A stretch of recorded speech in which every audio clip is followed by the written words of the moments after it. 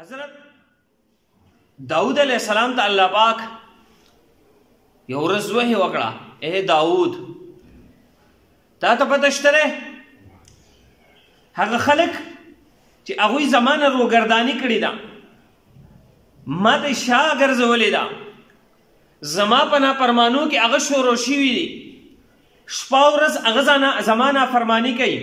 اے داؤد علیہ السلام تا ته پته شته د دغه خلکو زه څومره په انتظار کې یم، د دغه خلکو باندې زه څومره مهربانه یم، دغه خلکو ته زه څومره په شوق کې یم چې دغه خلک به کله توبه وباسي زما طرف ته به راځي. اے داؤد علیہ السلام که بالفرض دغه خلکو ته پته ولګېدی چې زه د دغه خلکو څومره په انتظار او په شوق کې یم د دې ته توبې چې دوی به کله توبه وباسي، که دغه خلکو ته پته ولګېدی دوی به زما د شوق زما د انتظار د وجې نه هغه دومره چې دی نه هغه په وجد کې راشي، دومره به چې دی نه هغه دوی په شوق کې راشي چې د دې اندامونه به هغه د یو بل نه جدا شي او په هغه ځای به هغه وفات شي، که دوی ته پته ولګېدی. او بیا الله پاک فرمایي اے داؤد علیہ السلام دا خو زما انتظار د هغې خلکو په باره کې دی، کوم خلک چې هغه ګناهګار دي، کوم خلک چې شپه ورځ زما په نافرمانۍ کې اخته دی. خو اے داؤد علیہ السلام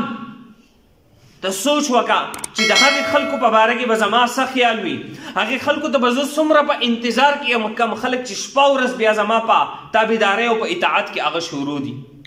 زه شپه ورځ هغه زما اطاعت کوي، د نافرمانۍ نه ځان ساتي، زه به د هغې خلکو څومره په انتظار او په شوق کې یم. نو چې هر کله الله پاک د یو ګناهګار بنده